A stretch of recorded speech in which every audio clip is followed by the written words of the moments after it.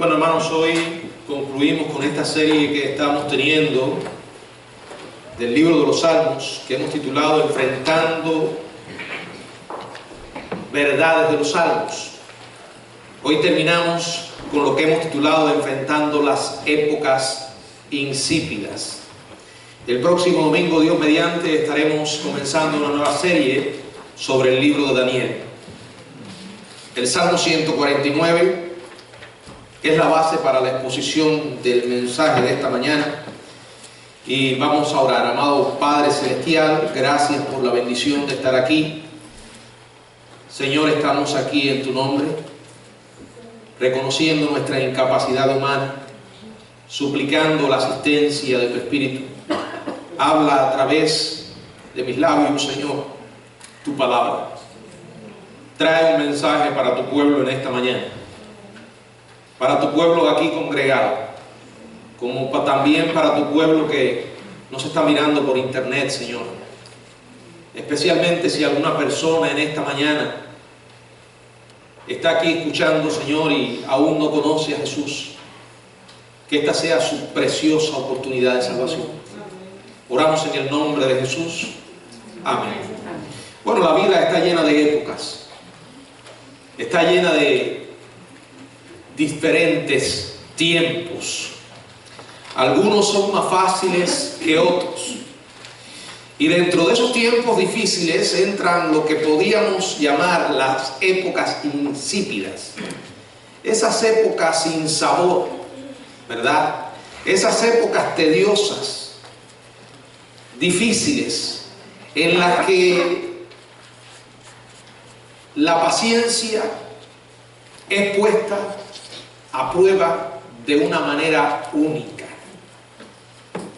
A veces estamos sobre el peso de grandes cargas en las que pensamos nunca salir. Acerca de esas épocas difíciles queremos hablar en esta mañana, y específicamente meditar en un salmo que fue escrito precisamente para una de esas épocas, o nos presenta varias épocas, y entre ellas esas épocas difíciles, esas épocas insípidas. Hay momentos en que la frase gloria a Dios, una frase que también se traduce aleluya, se hace realmente difícil de expresar. Es una frase que en ocasiones no fluye con facilidad de nuestros labios. De hecho, hay momentos en que escucharla de los labios de otros nos provoca cierta molestia. No obstante, es interesante que cada uno de los últimos 5 salmos del himnario hebreo comienza con esta exclamación de alabanza. Tienen un título allí, y es aleluya. A partir del Salmo 146, ahí encuentra usted la palabra aleluya. En el Salmo 147 no está al principio, pero está al final. En el Salmo 148 está la palabra aleluya. En el Salmo 149, aleluya. En el Salmo 150, aleluya. Y nos vamos a enfocar precisamente en uno de estos 5 salmos, porque nos puede ayudar especialmente cuando atravesamos esas épocas difíciles, esas épocas insípidas. Aleluya es una palabra compuesta de 2 términos hebreos que, cuando se unen, el significado exacto es el precepto que Dios se glorifique. La palabra aleluya denota una afirmación de gloria y honor para nuestro Señor. Así que cuando decimos aleluya, estamos afirmando nuestro deseo de darle gloria y alabanza a Dios y nadie más que Él. Eso explica por qué algunas versiones de la Biblia prefieren traducir la palabra aleluya como gloria a Dios, porque eso es lo que significa. El salmista dice aleluya. O sea, la única intención que realmente tiene en este Salmo 149 es magnificar a Dios, glorificar a Dios. Cuando nosotros estamos diciendo aleluya, eso es precisamente lo que queremos decir. Ahora, es muy fácil decir aleluya, gloria a Dios, cuando las circunstancias en las que nos encontramos no son favorables. O sea, en lo que podríamos llamar épocas de bendición. Pero cuando llegan las épocas de sufrimiento, esas épocas de batallas, esas épocas difíciles, entonces es cuando somos puestos a prueba acerca de lo que decimos creer. El Salmo 149, al igual que los otros 4, comienza con la palabra aleluya. O sea, gloria a Dios. Que Él sea glorificado. Porque realmente, hermanos, ese es el propósito que Dios tiene con nuestra vida. Estamos en esta tierra para glorificar su nombre. Y escuche esto que le voy a decir. La meta de Dios para nosotros no es que seamos felices. ¿Escuchó? No, Dios no tiene como propósito principal nuestra felicidad. La meta principal de Dios para nosotros es que glorifiquemos su nombre. Ahora, indudablemente que tener a Cristo y experimentar la salvación es también una senda hacia una vida de felicidad, pero es, digamos, colateral, secundario, viene en el paquete, pero no es lo principal. Porque cuando llegan las épocas difíciles, seguimos teniendo la misma responsabilidad: glorificar el nombre de Dios. Estamos llamados a seguir diciendo y creyendo aleluya, aun cuando nuestras emociones y sentimientos nos digan lo contrario. En este caso, el pueblo de Dios se reúne para alabarle como resultado de 3 situaciones diferentes.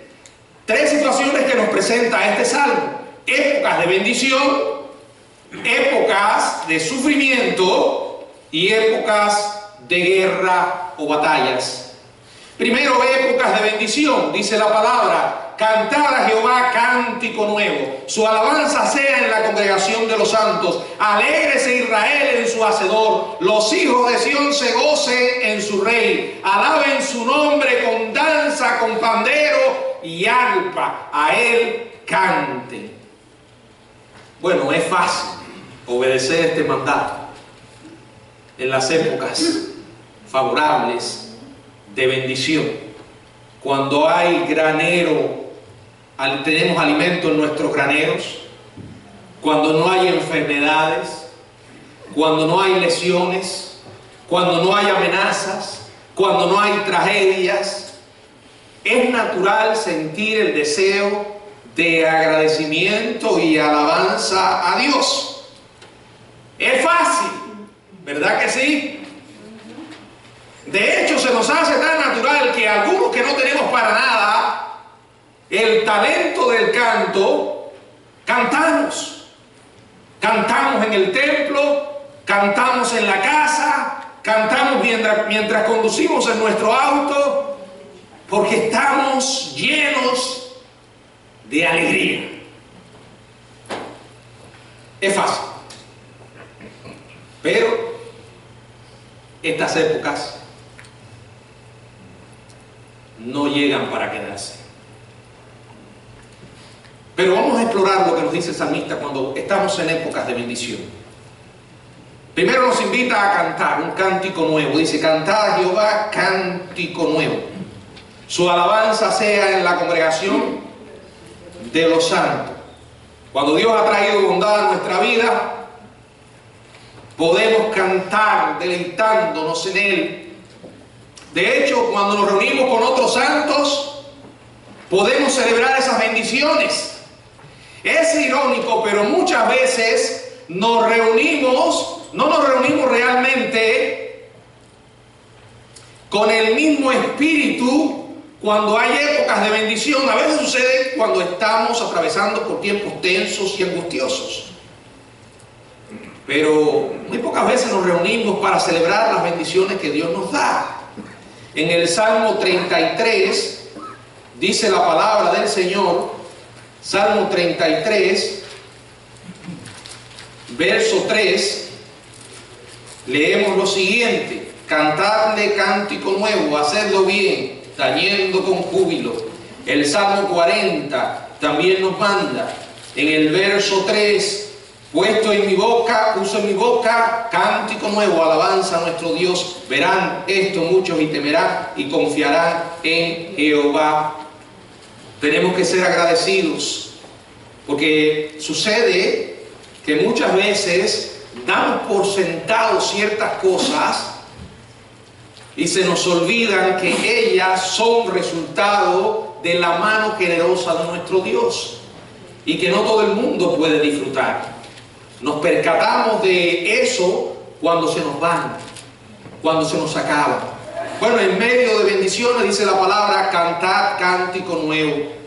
También recomienda el autor humano e inspirado por el Espíritu que el pueblo de Dios en épocas de bendición se alegre. Verso 2, alégrese Israel en su Hacedor, los hijos de Sión se gocen en su Rey. La fuente de nuestra alegría no debe ser algo superficial, motivado por algo vano, sino que es en torno a nuestro Dios.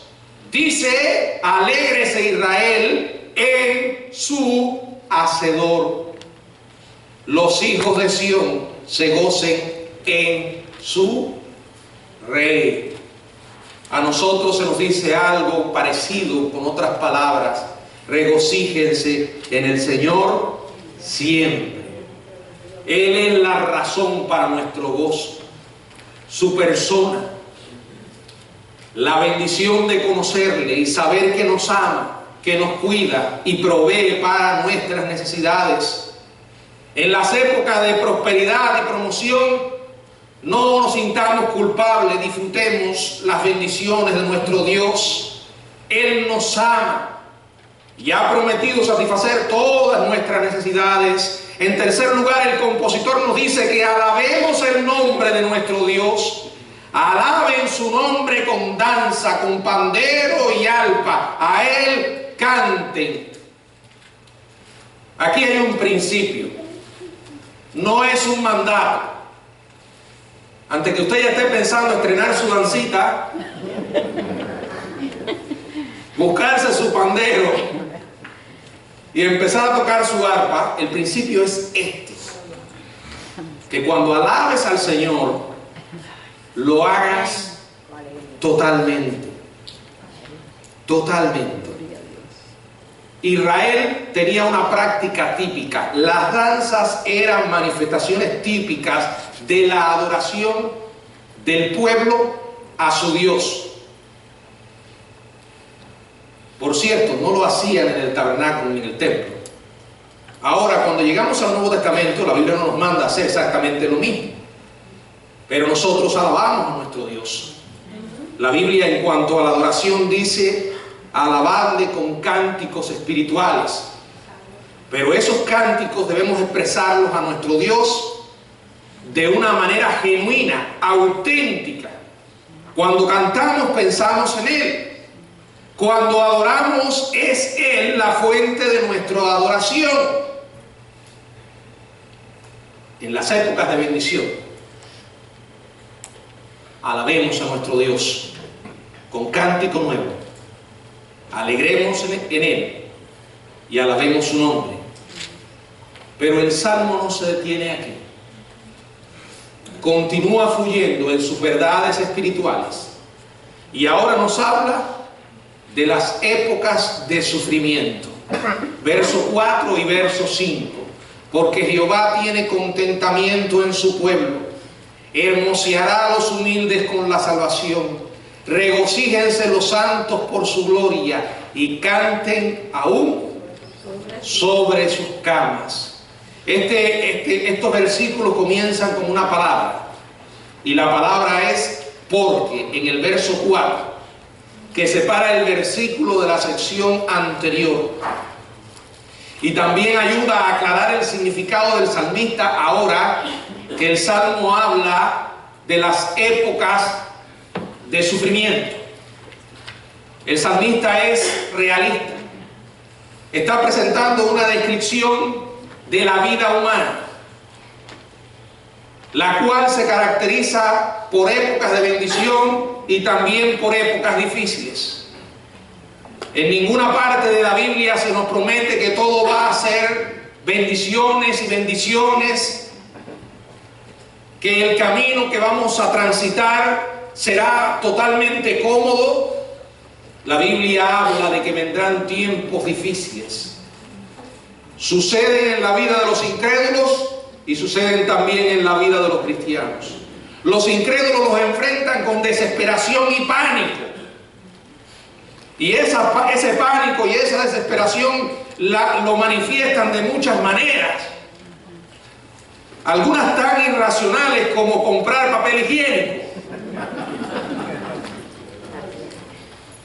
Pero la realidad es que todo eso es el resultado de una vida que ha caído en la desesperación.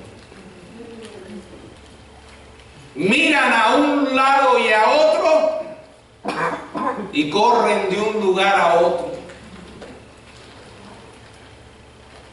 La gente vive sin esperanza. Y lo que vemos hoy es el resultado de eso. Porque los cristianos enfrentamos tiempos difíciles, pero tenemos la esperanza viva en un Dios vivo. Tenemos grandiosas y maravillosas promesas que Dios nos ha dado, en las cuales nos dice: yo estaré contigo siempre, en los tiempos buenos y en los tiempos malos. Voy a velar por ti, tú eres mi hijo. Entonces, entendemos mejor a las personas que no tienen a Dios. Porque ese vacío permanece. Y la gente tiene miedo de morir. Es natural. El que le diga a usted que morirse, que querer morirse es normal. No, nadie quiere morirse. La muerte no es normal. No lo voy a responder a la hermana. Fuimos creados con Dios para no morir, pero entró el pecado y en consecuencia la muerte. Ahora las personas sin Dios no tienen respuesta para más allá de la muerte. Aun cuando dicen eso que dice la Biblia es mentira, no hay Dios, no hay infierno ni cielo, siempre les queda la duda. ¿Y si es verdad? Entonces, si no hay nada más allá, todo lo que tenemos está del lado de acá. Y hay que tratar de vivir lo más posible. Oh, pero entonces el hombre se encuentra con otro problema. Aún del lado de acá, la vida es bien dura, frágil. No tenemos control de lo que ocurre, aunque algunos crean que sí. Mientras que los cristianos no somos imprudentes, pero no caemos en la desesperación, porque creemos lo que Dios nos ha dicho. Y creemos que si Dios es por nosotros, ¿quién contra nosotros? Las circunstancias difíciles no se pueden evitar. Sin embargo, el Señor ha prometido transitar con nosotros en medio de ellas.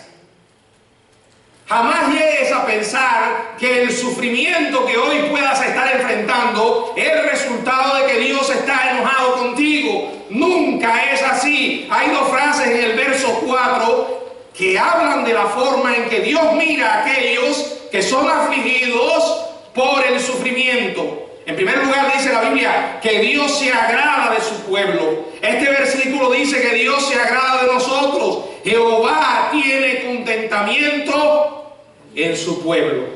Por favor, vayamos al Salmo 18. Salmo 18, verso del 16 al 19. Envió desde lo alto, me tomó, me sacó de las muchas aguas, me libró de mi poderoso enemigo y de los que me aborrecían, pues eran más fuertes que yo. Me asaltaron en el día del quebranto, mas Jehová fue mi apoyo. En medio de las adversidades, de las muchas aguas, de los poderosos enemigos que nos aborrecen y pueden ser más fuertes que nosotros humanamente, que nos asaltan en el día del quebranto, Jehová es nuestro apoyo. No va a encontrar apoyo en ninguna otra cosa. Y eso es algo que necesitamos aprender. Nuestras magníficas ideas fallan, pero nuestro Dios no. Él se complace de nosotros aun cuando estemos en el banco de los suplentes, aun cuando no haya productividad, aun cuando estemos sobre nuestra cama debido a un dolor o a una enfermedad. Anímate. Dios continúa amándote, continúa mirándote con gracia. Aún en este momento en que estás viviendo una época insípida, en que te sientes que no puedes, no comprendes por qué Dios permite lo que está pasando ahora a tu vida, llegó la aflicción, el dolor y parece que no se va. Tu paciencia es hoy puesta a prueba. Nunca, escucha bien, nunca dudes del amor de Dios. Dice además que Él adorna a su pueblo. Dice el verso, hermoseará a los humildes con la salvación. El término hebreo hermosear significa embellecer o glorificar.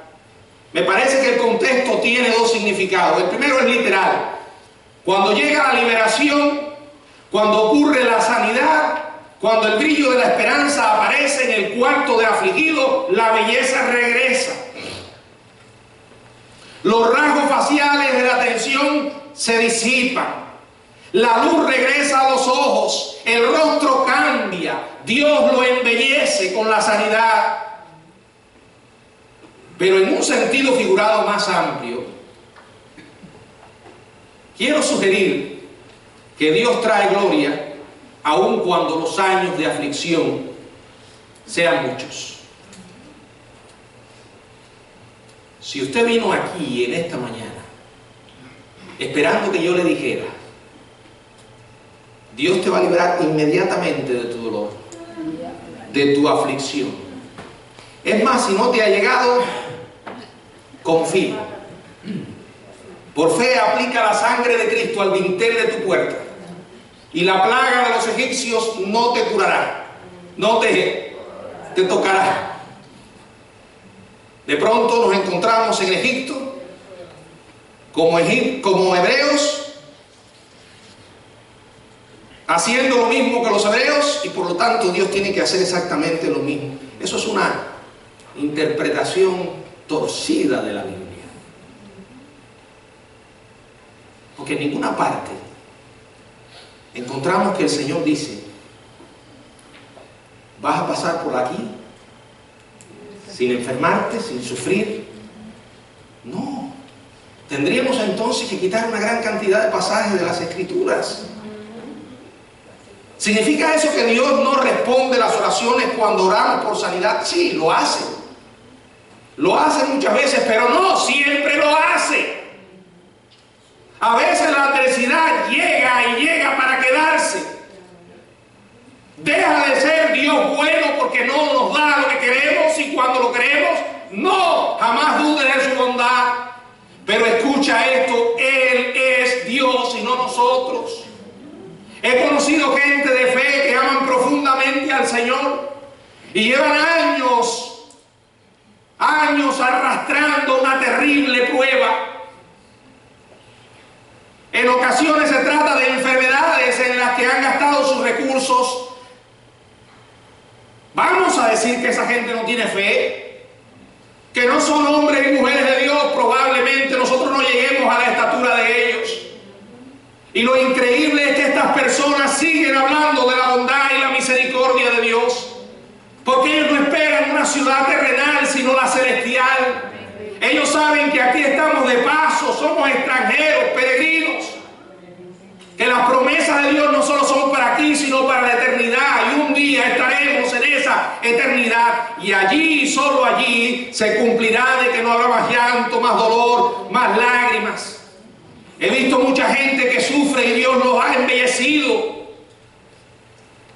aun cuando sus vidas están marcadas por la enfermedad, el dolor, la parálisis, retenidos por sus camas, confinados a silla de rueda, y son bellos sufrientes porque tienen el resplandor de la luz de Cristo en su rostro. Y cuando vamos allí a tratar de animar a esas personas nos animan a nosotros. Dios nos guarde de decir que no tienen fe. Sí tienen fe, y probablemente una fe mucho más grande que la que nosotros podamos tener. Pero aún así el Señor hermosea sus rostros. Siguen creyendo en su bondad y en su misericordia, y saben que al final estarán con el Señor, y eso será incomparable con cualquier tribulación que puedan estar atravesando ahora.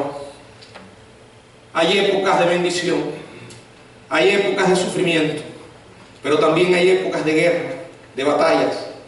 Los versos del 6 al 9 dice la palabra: exalten a Dios con sus gargantas y espadas de dos filos en sus manos, para ejecutar venganza entre las naciones y castigo entre los pueblos, para aprisionar a sus reyes con grillos y a sus nobles con cadenas de hierro, para ejecutar en ellos el juicio decretado. Gloria será para todos sus santos. En el verso 6, el pueblo de Dios sabe que aun cuando está cantando alabanzas a Dios, debe tener su espada preparada. Exalten a Dios con sus gargantas y espada de dos filos en sus manos. Probablemente esta ilustración se sacó de los días de Nehemías, cuando los judíos construían los muros de esta forma. La Biblia dice que ellos cantaban alabanzas mientras trabajaban y estaban listos para la batalla. La imagen es la de un trabajador que tiene una pala en la mano y una espada en la otra. En otras palabras, no bajes la guardia, no te desanimes, no te rindas. Todo lo que está ocurriendo es según el plan divino. En términos prácticos, es ser fiel a la palabra de nuestro Dios. La Biblia dice en el libro de Efesios, en el capítulo 6, verso 17: y tomad el yelmo de la salvación y la espada del Espíritu, que es la palabra de Dios. En Hebreos dice que es como una espada de dos filos. Hebreos 4:12. ¿Por qué hay que tener la espada en la mano? Porque en los momentos, hermanos, de sufrimiento y enfermedad, suele debilitarse nuestra fe, porque la enfermedad la vemos. Todos los días se nos habla del coronavirus y de no sé cuántas cosas negativas. Una y otra vez nos exponemos a eso. Y si usted no aplica los frenos y dice: un momento, no es que me voy a aislar del mundo y voy a dejar de informarme, pero tengo que aflojar esto. Empezar a escuchar más a Dios y menos al diablo. Porque si te sigues embutiendo, empiezas a mirar para todas partes. Ay, ¿qué hago? Abres la puerta y el pastor abre la puerta de la casa pastoral, oyendo noticias, sale corriendo buscando Sémora para detenerse en el medio de la autopista. Ya, Señor, llévame. No, hermanos, manténgase informado, pero dedique más tiempo a leer la Biblia, a orar, a creer lo que Dios dice, a escuchar su voz con humildad. No caiga en la desesperación. El Señor nos sigue hablando a través de la palabra. Esa espada de dos filos que edifica nuestra vida y edifica la vida de tanta gente. Los versículos del 7 al 9 son los más difíciles de entender en este salmo. Es importante que interpretemos este salmo de manera histórica y pensando en el judío creyente. Por eso que cuando leemos cada uno de los salmos, aunque nos hablan a nosotros, nunca podemos obviar que hubo un contexto en el cual fue escrito y hubo unas personas a las que fue dirigido primeramente.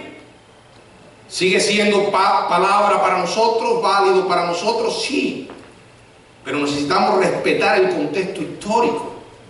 Israel estaba rodeado de enemigos, una fuerza agresiva y militar, y entonces Dios lo mandó a defenderse.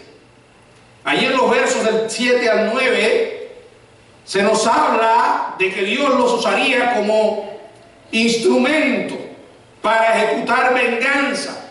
Una vez que Israel obtuvo la tierra de Canaán, Dios no le permitió que conquistara otra tierra, únicamente que defendiera la suya.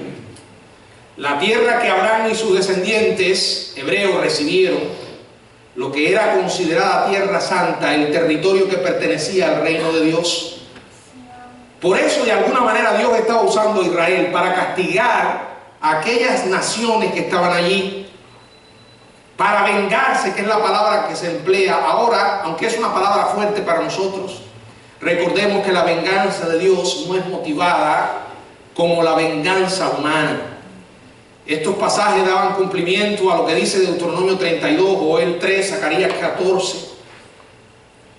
Pero el principio que podemos sacar nosotros de los versículos 7 hasta el 9 es que nos mantengamos con la espada, luchando nuestras batallas en el nombre del Señor. Nuestro principal enemigo, ¿saben quién es? El diablo y los demonios. Vivimos en un mundo material lleno de enemigos y de peligros, enfermedades, trastornos.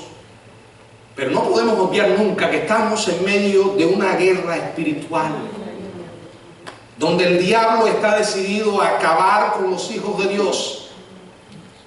Una guerra despiadada, y por eso tenemos que hacer lo que dice Efesios: ponernos la armadura de Dios, sujetarnos a Él para que Él nos dé la victoria. Recordar que nuestra principal batalla es espiritual y nuestro enemigo es el diablo, el pecado. Y las consecuencias de estos enemigos son mucho mayores que cualquier enfermedad o cualquier enemigo físico o terrenal. Dice el verso 9: para ejecutar en ellos el juicio decretado. Gloria será esto para todos sus santos. Dios tiene un plan, un propósito. Ahora nosotros no lo sabemos. Por eso oramos siempre descansando en la voluntad soberana de Dios. Oramos porque Él nos manda a orar. Pedimos porque Él nos manda a pedir. Pero no tenemos ningún derecho a reclamarle, a decretarle, a ordenarle. Dios es Él y no nosotros. Él es el soberano y no nosotros. La mejor forma en que podemos ir delante de Dios es con un corazón humilde, clamando por su misericordia. Ah, pastor, el que lo oiga, usted no ora, porque usted está enseñando oraciones sin fe. ¿Y para ti qué es fe? ¿Ordenarle a Dios? ¿Reclamarle a Dios? Permíteme decirte que ese no es el Dios que yo conozco. El Dios de la Biblia es soberano y nos enseña a orar. A veces la gente dice, bueno, si Dios tiene un plan y es soberano, ¿por qué tenemos que orar? Porque nunca en la Biblia hay una contradicción entre la soberanía de Dios y la responsabilidad humana.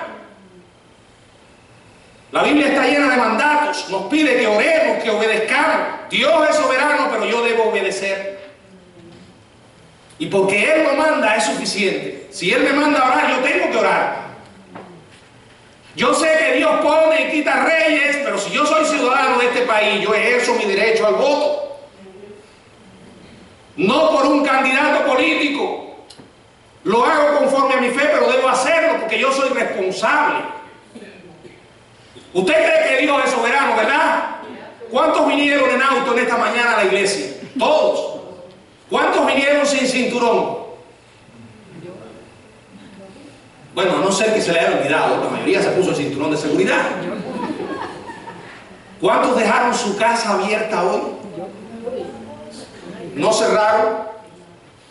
Porque el Señor va a cuidar mi casa. ¿Por qué falta de fe cerrar la puerta? ¿Hay alguien aquí que lo haya hecho? Bueno, si lo hizo, corre y póngale el seguro. Yo no sé si ustedes me entienden lo que yo les quiero decir, hermanos. Que la fe no excluye la responsabilidad que tenemos. Yo sé que Cristo viene mañana y el rapto de la iglesia puede ocurrir en cualquier momento. Yo sé que la Biblia dice que vendrán plagas, enfermedades, terremotos, pero eso no me impide a mí orar en medio de estas cosas pidiendo misericordia. Y Señor, yo sé que tú puedes detener esta enfermedad, puedes hacer que aparezca una vacuna. Ese es el deseo de nuestro corazón, que muchas vidas en medio de esto puedan conocer a Jesucristo. Pero también sabes, Señor, que cualquiera que sea tu voluntad, nosotros seguiremos creyendo y confiando en ti. Pero este es el deseo de nuestro corazón y por eso te pedimos. Hay que pedir.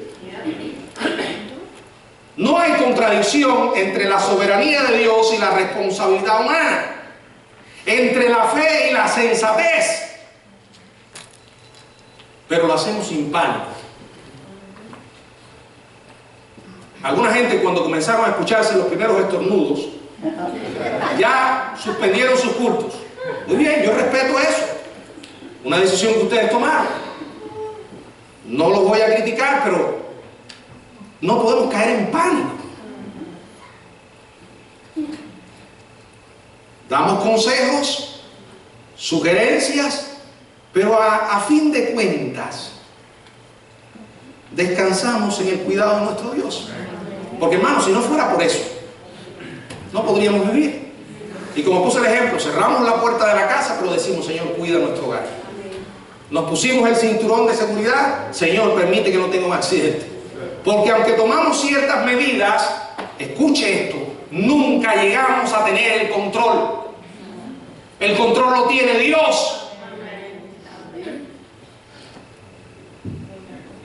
Y yo no dudo que alguna gente con tanto temor por el coronavirus se vayan a morir de un infarto. ¿Entienden lo que les digo? Si usted me pide un consejo, busque al Señor. Lea su palabra, pídale que le hable. Y con esto termino. Si Dios nos dio lo más precioso que tenía, ¿qué fue? Dice la Biblia en estas palabras, el que no escatimonia a su propio Hijo, ¿cómo no nos dará con Él todas las cosas? Si yo amo a mis hijos, me preocupo por ellos. Si ellos tienen un problema, es mi problema. Si ellos tienen una necesidad, es mi necesidad. Ya se me fue un hijo del hogar, se me fue. Y yo no me resigno a eso. En estos días le decía a Milady, oye, ¿tú has sabido algo de Marco? Dice, no lo voy a llamar. Porque hay momentos en los que, dice, ¿por qué no lo llamas tú? No quiero interrumpirlo. Pero hay momentos en los que me digo, ¿y qué está haciendo Marcos? Señor, cuídalos a ellos. Imagínense, nosotros podemos tener el mejor deseo y como padres estamos limitados, pero imagínense quién es nuestro Dios. Que no solo nos ama, sino que tiene todo el poder para cuidarnos. Y hay un pensamiento que puse en esta semana en Facebook, que es del pastor Swindoll. La soberanía de Dios no responde todas mis preguntas. Yo tengo preguntas y tú también. Pero ¿saben qué? Sí calma todos mis temores. Porque como dice Pablo, yo sé a quién he creído y Él es poderoso para guardarme. Él no solamente quiere, sino que puede. Él nunca nos deja. Lo mejor que podemos hacer es aferrarnos a nuestro Dios y descansar en Él. ¿Saben por qué? Porque estas cosas que hoy enfrentamos seguirán sucediendo, hermanos. Y peores aún. Esas son las malas noticias. Pero las buenas es que tenemos al Señor. Y eso es suficiente. Y si parte de su soberanía es que usted y yo nos tengamos que ir de este mundo, hermanos, ¿a dónde vamos? ¿De verdad lo creemos? ¿Lo creemos, hermanos? No, yo no voy a abrir la puerta de la casa pastoral y me voy a lanzar a correr por la cémora para que me atropelle un carro. Pero si un día salgo a caminar y no veo el carro, y el Señor soberanamente determina que me haga una galleta, yo sé a dónde voy. ¿Entienden, hermanos? Vivamos ahora la fe, porque mucha gente necesita esa fe. Y para ti que me estás escuchando, si aún no tienes a Jesucristo, este es el momento. Porque algo sí te puedo decir. Hoy la vida se presenta muy frágil. En cualquier momento puedes irte de este mundo. No es agradable escucharlo, pero es la realidad. ¿Cómo está tu relación con Dios? ¿Lo conoces? Ahora entiende, esto es una situación emergente, pues no voy a florear mis palabras. Si te mueres, vas a ir al infierno si no tienes a Cristo. Lo mejor que puedes hacer ahora es arrepentirte de tus pecados y pedirle perdón a Dios. Dios puede darte una larga vida en esta tierra. Y lo mejor que va a pasar es que vas a estar con Él. Y Él te va a cuidar. Y te va a proteger. Que esa sea nuestra esperanza. Y esa esperanza, la que compartamos con el mundo. Que el Señor les bendiga.